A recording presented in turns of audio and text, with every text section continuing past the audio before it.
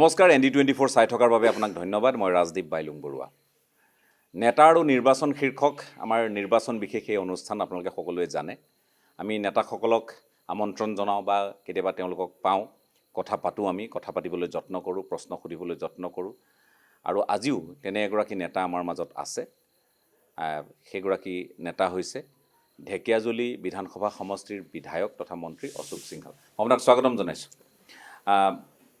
আপোনাক মই আজি দুটামান কথা খুব মুকলিকৈ সুধিব খুজিছোঁ এটা কথা হ'ল অনানুষ্ঠানিকভাৱে আপুনি মোক ক'লে যে আপুনি সমষ্টিত অকণো ঘূৰিবলগীয়া হোৱা নাই বৰ সাংঘাতিক ধৰণে প্ৰচাৰ চলাবলগীয়া হোৱা নাই আৰু নিৰ্বাচনৰ সময়ত আপুনি প্ৰচাৰ চলোৱাৰ কামটো বা কৰিবই কিয় এনেধৰণৰ বৰ অদ্ভুত কথা এটা মোক ক'লে মই অকণমান জানিব খুজিছোঁ 10 বছৰ বিধায়ক থকাৰ পিছত মইতো ভোট বিচাৰি যাব নালাগে মোৰ কামে ভোট বিচাৰিব সমষ্টিত কৰা মই উন্নয়নে ভোট বিচাৰিব মোৰ ব্যৱহাৰে ভোট বিচাৰিব নতুন মানুহ হ'লে ৰাইজৰ লগত চা চিনাকি হ'ব যায় ভোট বিচাৰি যায় এতিয়াতো মই যিখিনি কাম কৰিছোঁ তাৰ ওপৰত ৰাইজে মোক পছন্দ কৰি ভোট দিব মোৰ যিটো ব্যৱহাৰ তাৰ ওপৰত ব্যৱহাৰ পছন্দ হ'লে মোক ভোট দিব সো 10 বছৰৰ বিধায়কে ভোট বিচাৰি যাব নালাগে আৰু আমাৰ কাম ভোটৰ সময়ত নচলে 5 বছৰে আমাৰ সংগঠনৰ কাম চলি থাকে ৰাইজক লগ কৰা কাম চলি থাকে 3 মাহ আগতে ৰাইজৰ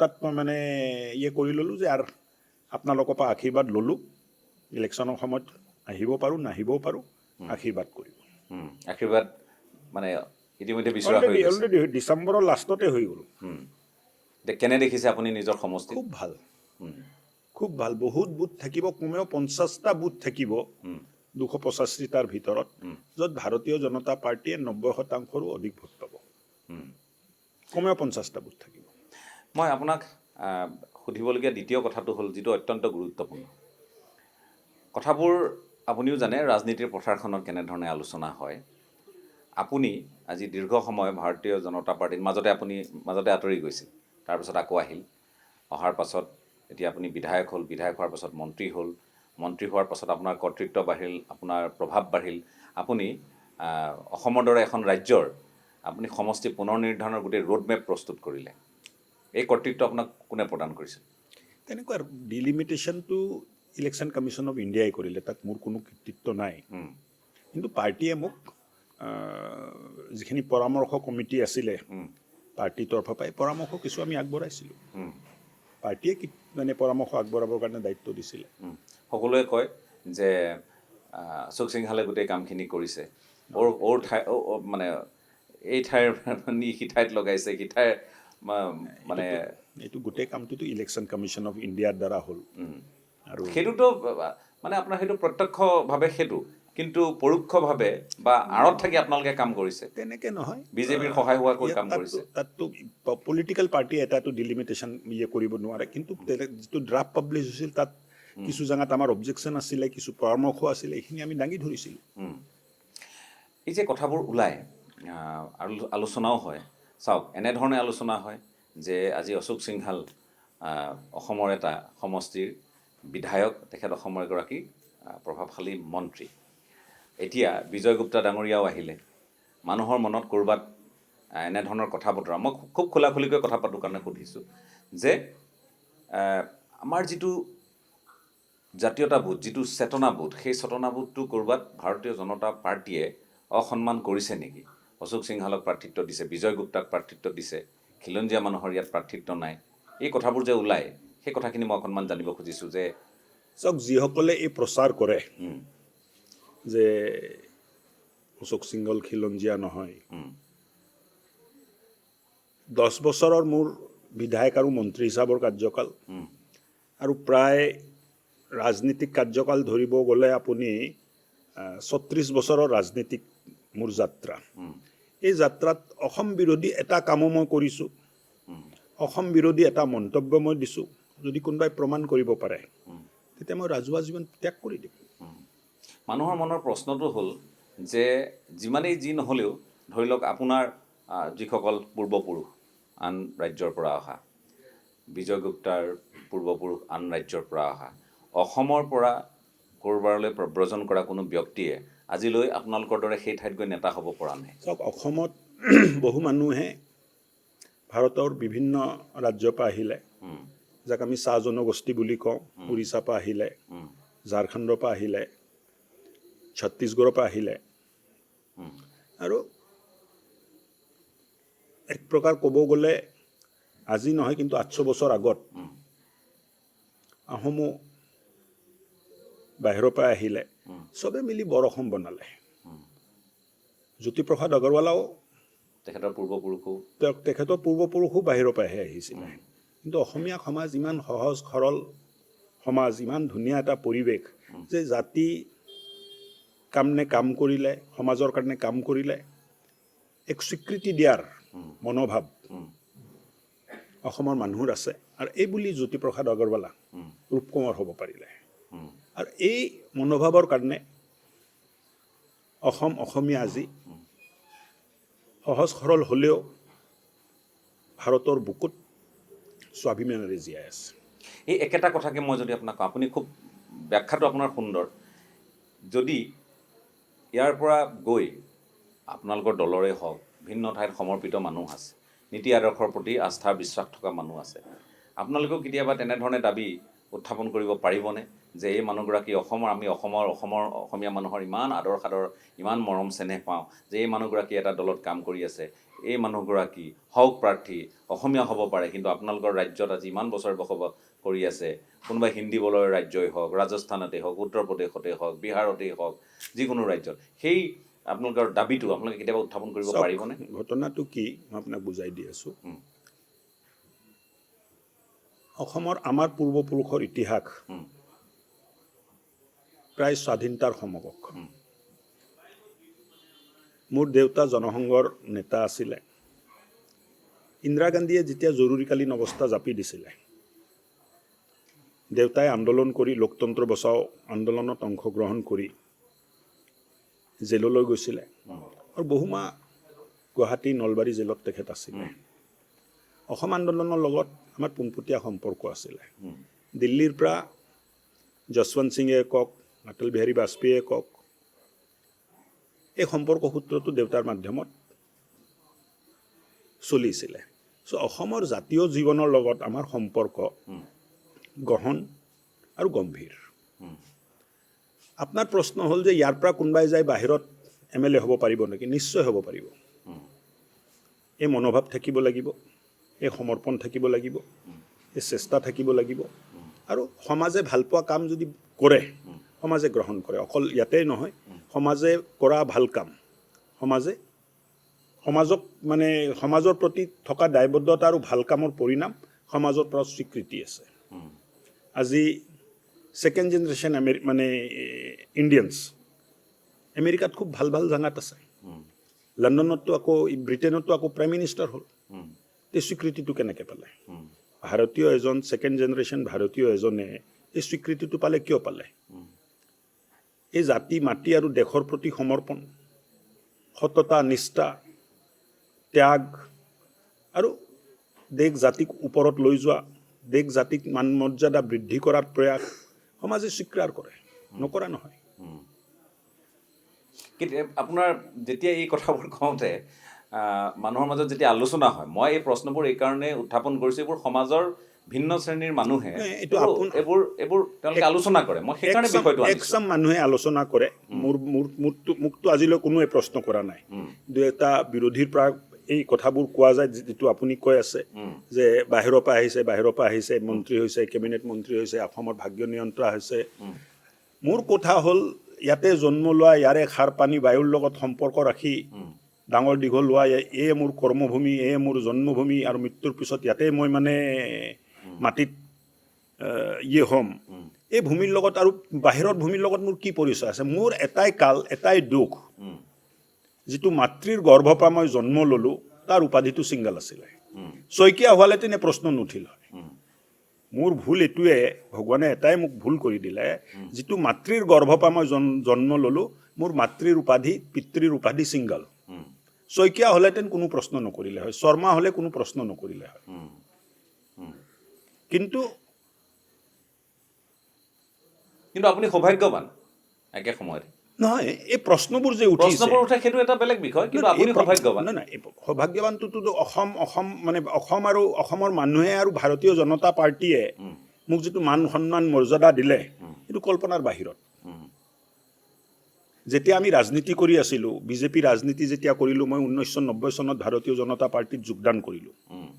যোগদান কৰাৰ পিছত আমিতো যেতিয়া কাম কৰোঁ, পোষ্টাৰ লগাওঁ, ৱাল লেখন কৰোঁ, তেতিয়া আমি কোনোদিন ভাবা নাই যে অসমত ভাৰতীয় জনতা পাৰ্টীৰ চৰকাৰ হ'ব। আমিও কেতিয়াবা MLA হ'ম। পাৰ্টীয়ে 2006 চনত টিকেট দিলে, চৰকাৰ হ'ব বুলিতো আমি ভাবি ইলেকশ্যনে খেলা নাই, বিৰোধীত বহিব লাগিব বুলি আমিহে ইলেকশ্যন খেলিছিলোঁ। কিন্তু এটা সময়ত অসমৰ মানুহে স্বীকৃতি দিলে, চৰকাৰ হ'ল, খুব ভালকৈ চৰকাৰ হ'ল, দ্বিতীয়বাৰৰ বাবে চৰকাৰ হ'ল, আৰু এতিয়া তৃতীয়বাৰৰ বাবে চৰকাৰ হ'বলৈ গৈ আছে। চ' ভাৰতীয় জনতা পাৰ্টীৰ কাৰ্যকৰ্তাৰ ত্যাগ, সমৰ্পণ, আদৰ্শ, নীতি আৰু অসমৰ প্ৰতি থকা দায়বদ্ধতাৰ বাবে ভাৰতীয় জনতা পাৰ্টীয়ে স্বীকৃতি পালে। আৰু অসমৰ জনগণ বুলি ক'লে ইয়াত থকা প্ৰত্যেকজন মানুহ তাত আহে। গোৰ্খা মানুহ আহিব, বঙালী মানুহ আহিব, আদিবাসী মানুহ আহিব, চাহ জনগোষ্ঠীৰ মানুহ আহিব, আহোম মানুহ আহিব, কোচ ৰাজবংশী আহিব, নাথযোগী আহিব, প্ৰত্যেকজন জাতি জনগোষ্ঠীৰ ইয়াত সমাৱেশ আছে। কাৰ্বি, মিচিং, ডিমাচা, বড়ো, ৰাভা, হাজং, চ' সকলোৱে মিলি ভাৰতীয় জনতা পাৰ্টীক আজি এই প্ৰতিষ্ঠা দিলে যে ভাৰতীয় জনতা পাৰ্টীৰ নেতৃত্বত দুবাৰ চৰকাৰ হ'ল, তৃতীয়বাৰৰ বাবে চৰকাৰ হ'বলৈ গৈ আছে। আপুনি নিশ্চিত? 100%। মই যদি আপোনাক সোধোঁ যে ঢেকীয়াজুলি এটা এনে সমষ্টি, যিটো সমষ্টিত আপোনাৰ বৰ বিশেষ কুচকাৱাজ এটা সময়ত নাছিল, ভাৰতীয় জনতা পাৰ্টীৰ এগৰাকী কৰ্মকৰ্তা হিচাপে কাম কৰি আছিল, নেতা হিচাপে দায়িত্ব বহন কৰি আছিল, কিন্তু যেতিয়া আপোনাক ঢেকীয়াজুলিৰ প্ৰতিনিধিত্ব কৰিবলৈ ভাৰতীয় জনতা পাৰ্টীৰ ফালৰ পৰা আগবঢ়াই দিয়া হ'ল প্ৰাৰ্থী হিচাপে, সেই দিনটোত আপোনাৰ অনুভৱটো কি আছিল? মই অকণমান জানিব খুজিছোঁ। পাৰ্টীয়ে মোক ঢেকীয়াজুলিত প্ৰতিদ্বন্দ্বিতা কৰিবলৈ আগবঢ়াই দিলে 2016 চনত। ইয়াৰ মানুহৰ লগত সঁচা ক'ব গ'লে মোৰ বহুত পৰিচয় নাছিলে, সমষ্টিৰ ভূগোলৰ লগতো মই বহুত পৰিচিত নাছিলোঁ, কিন্তু কাৰ্যকৰ্তাৰ ইমান সমৰ্পণ ভাৱ আছিলে যে যাক পাৰ্টীয়ে টিকেট দিলে, এদিন অলপ মানুহে বেয়া পাই আছিল, কিন্তু যেনে যেনে সময় পাৰ হৈ গ'ল, কাৰ্যকৰ্তা কামত লাগি গ'ল, আৰু 2016 চনত ৰাইজে ঠিক কৰি থৈছিল যে কংগ্ৰেছক আমি বিদা দিম। 2016ত জিকিলোঁ, আৰু 2021ত মই প্ৰায় 18,500 ভোট বেছিকৈ পালোঁ 21ত। আৰু এইবাৰ যিটো আছে, মই ভাবোঁ যে আমাৰ টাৰ্গেট আছে যে 1 লাখ ভোটৰ ব্যৱধানত কংগ্ৰেছক আমি পৰাস্ত কৰিম।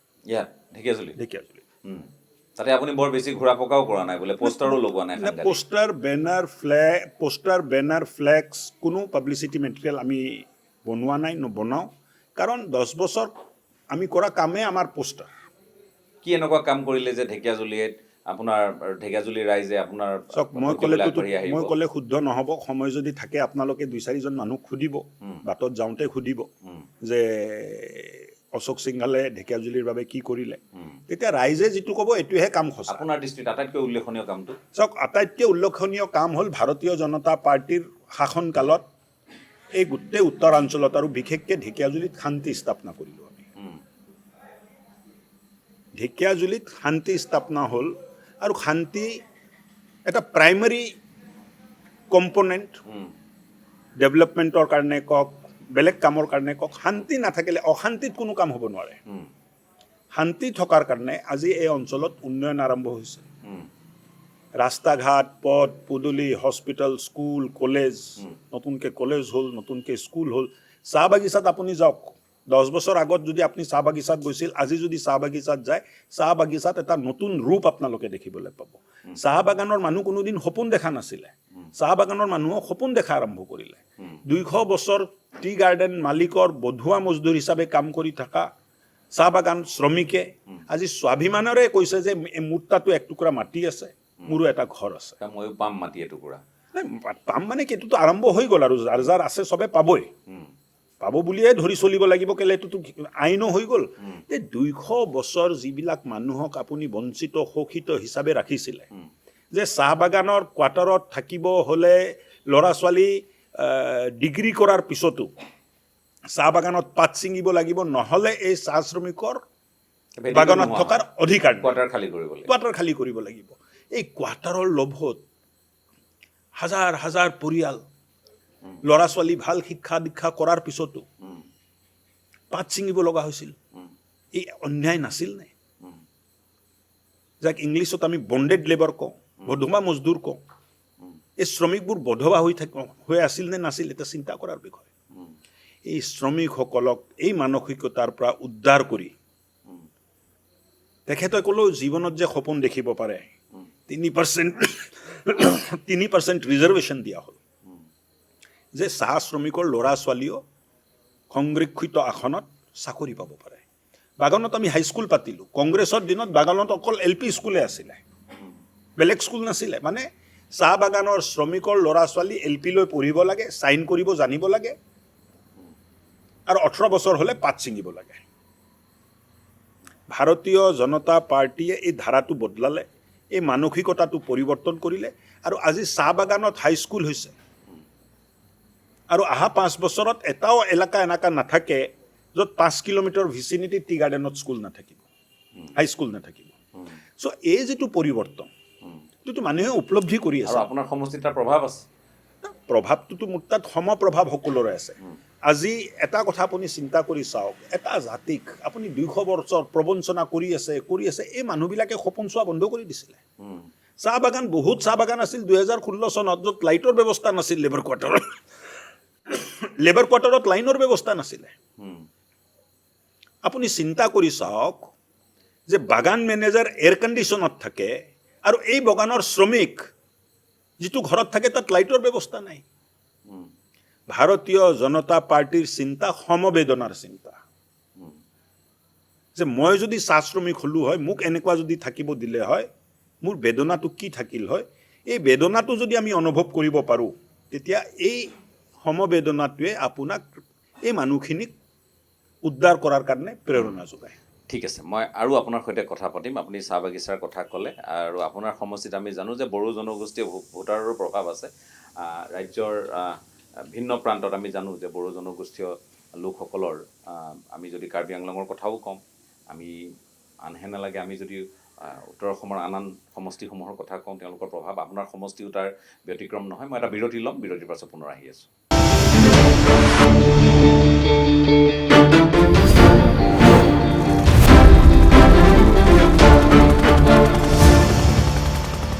এটা চমু বিৰতিৰ পাছত আপোনালোকক পুনৰ স্বাগতম। আমি অশোক সিংহাল ডাঙৰীয়াৰ সৈতে কথা পাতি আছোঁ।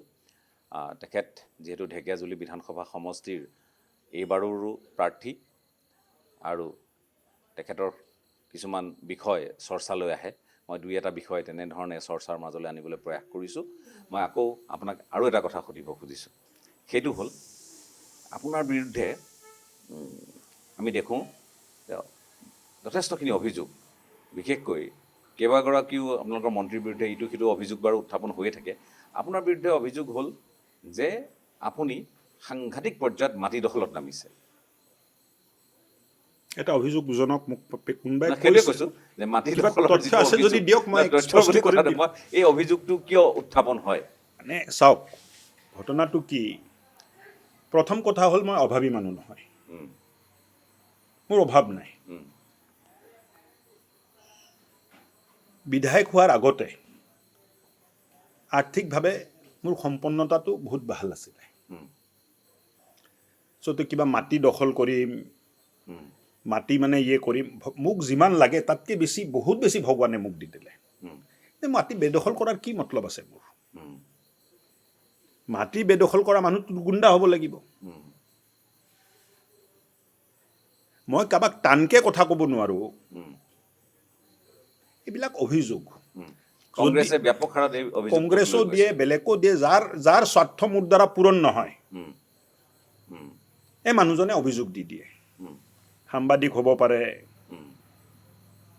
সাংবাদিক গোষ্ঠী হ'ব পাৰে, কংগ্ৰেছ হ'ব পাৰে, বিৰোধী হ'ব পাৰে, কোনোবা NGO চলাই আছে হ'ব পাৰে। অভিযোগ দিলে তথ্য দিব লাগিব। তথ্যটোতো আজিলৈ কোনো দিয়া নাই। এই ইলেকশ্যন কমিশ্যনৰ এফিডেভিটৰ পিছত এটা নিউজ হ'ল যে অশোক সিংঘালে ইমান মাটি বেদখল কৰিলে। আৰে যেতিয়া এফিডেভিটত মই লিখি দিছোঁ বেদখল কেনেকৈ হ'ব? এইটো বেদখল কৰা মাটিটো মই কেনেকৈ এফিডেভিটত লিখিব পাৰিম? সেইখিনি আহৰণ কৰিছে আপুনি? মোৰ পইচা আছে, মই কিনিছোঁ মাটি, আৰু এইটো এতিয়া কিনা নাই, MLA হোৱাৰ আগত কিনা মাটি। তাত বেদখল দুৰ্নীতি এইটো শব্দবোৰ ক'ত আহিব? নিজৰ পইচা খৰচ কৰি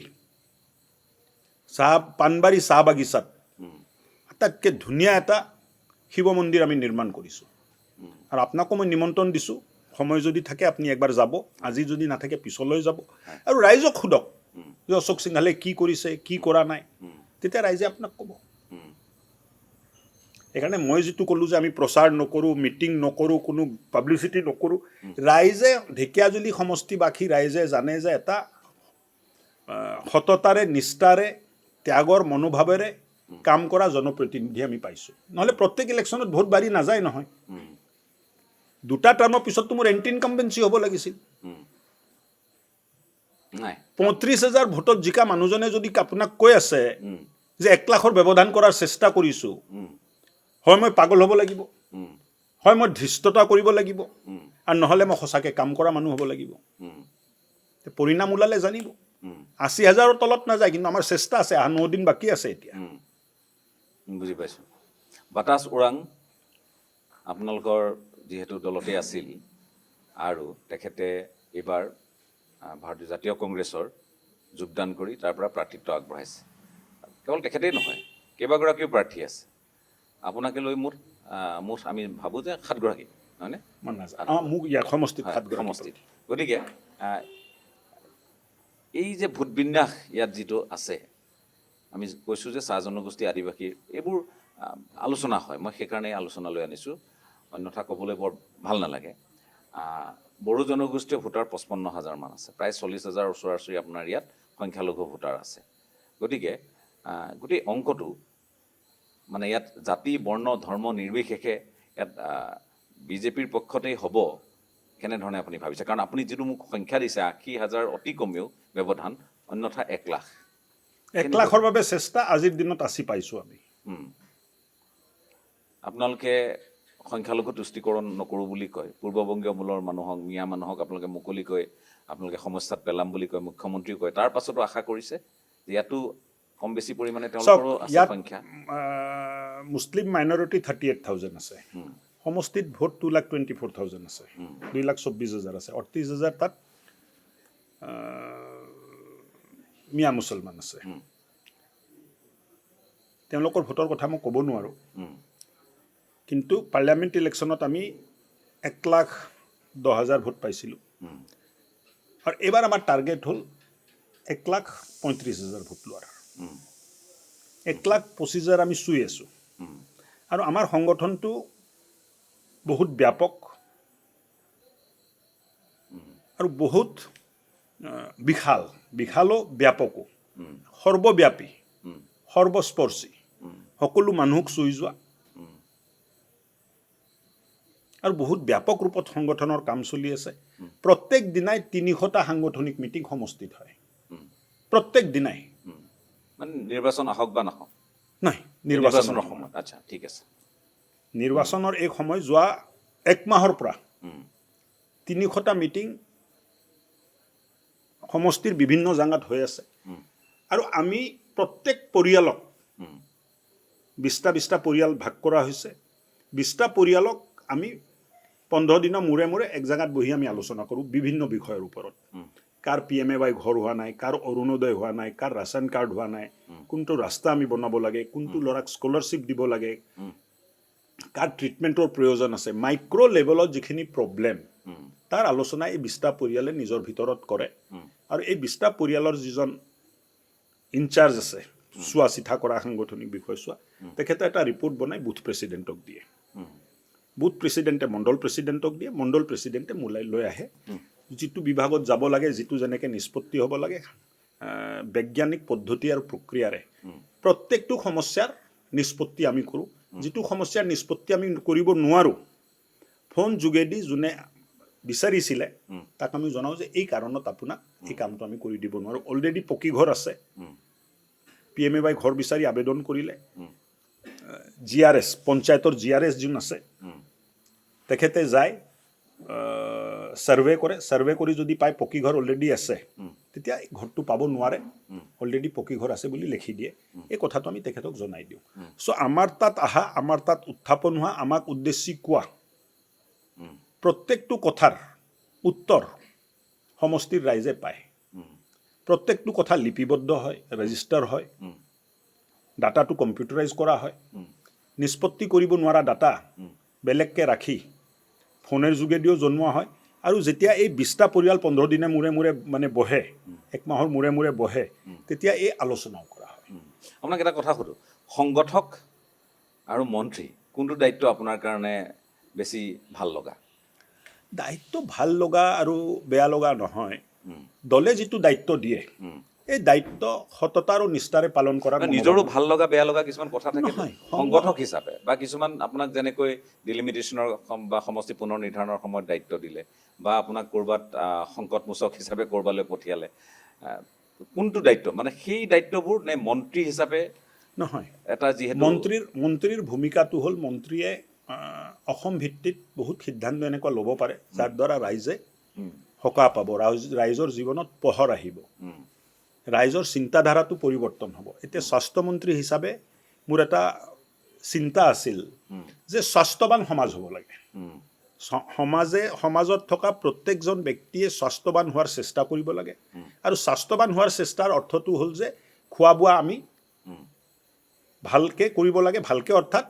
যিবিলাক বস্তু খালে সমস্যা হ'ব পাৰে তেলজাতীয় বস্তু বেছি খাব নালাগে জ্বলা বেছি খাব নালাগে যিখিনি কথা আমি জানো কিন্তু মুখ স্বাদৰ কাৰণে মুখত স্বাদ লাগে খাই এই জিভাৰ কাৰণে আমি যে খাই থাকোঁ তাৰ ওপৰত অলপ জিভাৰ ওপৰত কণ্ট্ৰল আনিলে দেহা মানে স্বাস্থ্যৱান হ'ব পাৰে 1 ঘণ্টা নিজৰ ওপৰত খৰচ কৰিব লাগে এক্সাৰচাইজ কৰক শাৰীৰিক চৰ্চা কৰক যোগ ব্যায়াম কৰক খোজকাঢ়ক আৰু একোৱে যদি কৰিব নোৱাৰে খেলা ধূলা কৰক ইও কৰিব নোৱাৰে নৃত্য 1 ঘণ্টা নৃত্য কৰক নাম প্ৰসংগ কৰক মানে 1 ঘণ্টা নিজৰ ওপৰত খৰচ কৰিলে শাৰীৰিকভাৱে আপুনি সুস্থ হৈ থাকিব মানসিকভাৱে সুস্থ হৈ থাকিব আৰু স্বাস্থ্যৱান যদি হৈ থাকে তেতিয়া ডক্টৰৰ ওচৰত যাব নালাগে চ' এনেকুৱা এটা সমাজৰ পৰিকল্পনা যিটো সমাজ স্বাস্থ্যৱান হ'ব হস্পিটেল থাকিব ডক্টৰ থাকিব কিন্তু পেচেণ্টৰ হাৰ লাহে লাহে কমা আৰম্ভ হ'ব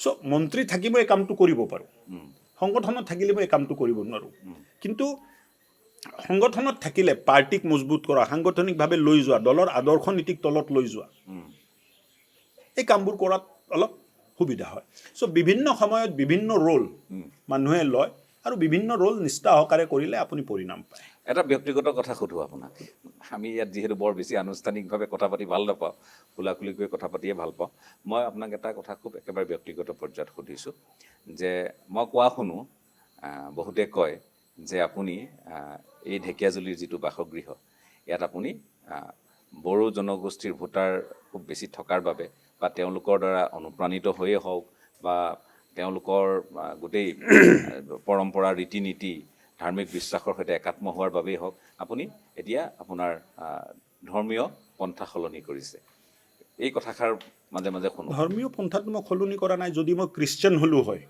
আপুনি ক'লে হয় যে মই ধৰ্মীয় পন্থাটো সলনি কৰিছোঁ নহয় মই সেইটো অৰ্থত কোৱা নাই তাৰমানে আপোনাৰ মই এইটো কৈছোঁ যে ধৰ্মীয় পন্থা মানে আপোনাৰ যিটো ইয়াৰ স্থানীয় লোকাচাৰ সেইখিনিক আপুনি গ্ৰহণ কৰি আপুনি বাথৌ স্থানীয় লোকাচাৰ নহয় ভাৰতবৰ্ষ আৰু বিশ্বত থকা প্ৰত্যেকজন হিন্দুৰ সংস্কাৰ একে আছে চৰিত্ৰ একে আছে ভগৱান একে আছে মৰিলে মুক্তি বিচাৰে মানুহে এইটো হিন্দুৱে বিচাৰে ইছলামে মুক্তি নিবিচাৰে ইছলামে কিবা হুৰ বিচাৰে 72টা হুৰ পাব বুলি কয় হিন্দু পৰম্পৰাত মৃত্যুৰ পিছত মোক্ষ বিচাৰে মানুহে সদ্গতি বিচাৰে আত্মাৰ শান্তি বিচাৰে চ' এই পৰম্পৰা চবতে আছে আপুনি বাথৌ পৰম্পৰাৰ কথা কৈ আছে যিটো মই বুজি পালোঁ বাথৌ মানে কি বাথৌত কাক পূজা কৰা হয় বাথৌত সিজু গছক পূজা কৰা হয় সিজু গছ অৰ্থাৎ কি সিজু গছ প্ৰতিনিধিত্ব কৰিছে পঞ্চভূত মানে কি অগ্নি জল পৃথিৱী বায়ু আৰু আকাশ তে পঞ্চভূত আমি নামানো নেকি আমি মানো পঞ্চভূত আপুনি নামানে নে আপুনিও মানে মানে সৃষ্টিৰ ৰচনা পঞ্চভূতেৰে হৈছে মানুহ দেহাৰ ৰচনা পঞ্চভূতেৰে হৈছে মানুহৰ যেতিয়া মৃত্যু হয় যেতিয়া মানুহক আমি শ্মশান ক্ৰিয়া কৰোঁ মানুহ পঞ্চভূতত বিলীন হৈ যায় চ' পঞ্চভূতত নিৰ্মাণ হোৱা পঞ্চভূতত বিলীন হোৱা এইটোতো বেদিক সভ্যতা এইটো বেদিক পৰম্পৰা পূজাৰ পদ্ধতি বেলেগ হ'ব পাৰে মন্ত্ৰ বেলেগ হ'ব পাৰে মন্ত্ৰ সংস্কৃত নহ'ব পাৰে এতিয়া আপুনি বাইলুং এতিয়া আহোমৰ মন্ত্ৰৰ লগত মোৰ মন্ত্ৰ নিমিলিব পাৰে আহোমৰ মন্ত্ৰৰ লগত মোৰ মন্ত্ৰ নিমিলিব পাৰে বড়োৰ মন্ত্ৰৰ লগত আপোনাৰ মন্ত্ৰ নিমিলিব পাৰে কিয় ভাষা বেলেগ কিন্তু উদ্দেশ্য যিটো আছে প্ৰভুৰ সন্মুখত আমি সমৰ্পণ কৰোঁ আৰু সমৰ্পণ কিহৰ কাৰণে আমি প্ৰভুৰ সন্তান এই চিন্তা কৰি আমি সমৰ্পণ কৰোঁ বাথত আপোনাক কি বুজায় যে মানুহ পঞ্চতত্বক পূজা কৰে প্ৰকৃতিক পূজা কৰে হিন্দু পৰম্পৰাতো প্ৰকৃতিক পূজা আমি আজিৰ পৰা নহয় ৫,০০০ বছৰ আগৰ পৰা কৰি আহিছোঁ আমি নদীক পূজা কৰোঁ আমি পৰ্বতক পূজা কৰোঁ আমি সূৰ্যক পূজা কৰোঁ আমি চন্দ্ৰমাক পূজা কৰোঁ আমি গছ গছনিক পূজা কৰোঁ তে মোৰ পৰম্পৰা বড়োৰ পৰম্পৰাৰ পৰা বেলেগ কেনেকৈ হ'ব পাৰে না মই কথাটো মানে এইকাৰণে ওলাইছে মই সেইকাৰণে কৈছোঁ মই ক'লোৱে কাৰণ ক'ৰবাত ভূত বিন্যাস ইয়াৰ যিটো জনগাঁথনি সেইটোৰ দ্বাৰা বা সেইটোক যাতে আপোনাৰ এটা প্ৰভাৱ পৰে বা আপোনাৰ প্ৰতি যাতে আকৰ্ষিত হয় সেইকাৰণে তেনেকুৱা এই আলোচনাবোৰ হৈছে মই কোৱা কথা নহয় এইবোৰ আলোচনা হৈছে আলোচনা কোনে কৰে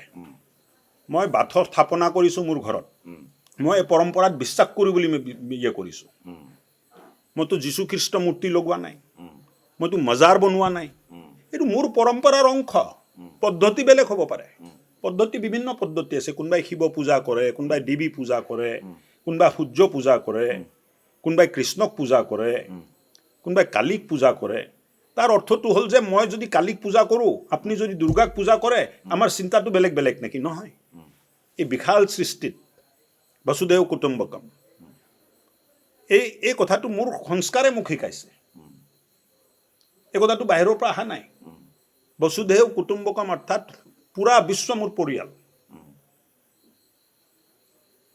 বুজি পাইছোঁ চ' এই যিটো পৰম্পৰা আমি বেলেগ বেলেগ কৰা আৰম্ভ এইটো বিচ্ছিন্নতাবাদী মানসিকতা এই ইংৰেজে আমাৰ মাজত সোমাই দিলে ঠিক আছে কাশ্মীৰৰ পৰা কন্যাকুমাৰী কচ্ছৰ পৰা কামৰূপ ভাৰত এক আৰু ইয়াৰ প্ৰত্যেকটো ভূমি মোৰ বাবে পূজনীয় ঠিক আছে এই চিন্তা আমাৰ আছে হয় মই আপোনাক ধন্যবাদ জ্ঞাপন কৰিছোঁ নিৰ্বাচনী ব্যস্ততাৰ মাজত আপুনি সময় দিলে কথা কিছুমান মুকলিকৈ সুধিলোঁ সোধাৰ প্ৰয়োজনো আছিল তাৰ লগতে আপোনাৰ গোটেই ঢেকীয়াজুলি বিধানসভা সমষ্টি আপোনাৰ যি ৰণকৌশল সেইখিনিও আমি প্ৰত্যক্ষ কৰিছোঁ কৈছে আপুনি সেইখিনি হওক মই আপোনাক শুভেচ্ছা জ্ঞাপন কৰিছোঁ ধন্যবাদ জ্ঞাপন আপুনিও কষ্ট কৰি ইয়াত আহিলে হয় তাৰ বাবে আপোনাক বহুত ধন্যবাদ আৰু আহোঁতে যাওঁতে যদি সময় পায় ২-৪জন ৰাইজক সুধি যাব হয় মোক যিখিনি সেইটো আমাৰ কামেই বাৰু সুধিলে আপুনিও গম পাব আমি ভাল কাম কৰিছোঁ যদি জনাব বেয়া কাম কৰিছোঁ যদিও সংবাদ মাধ্যমৰ জৰিয়তে অসমৰ ৰাইজক জনাব আৰু ক'ৰবাত যদি ভুল ত্ৰুটি দেখে মোক ব্যক্তিগত জনাব এইটো শুধৰোৱাৰ চেষ্টা কৰিম ঠিক আছে মই আপোনাক ধন্যবাদ জ্ঞাপন কৰি নেতা আৰু নিৰ্বাচন শীৰ্ষক আমাৰ যি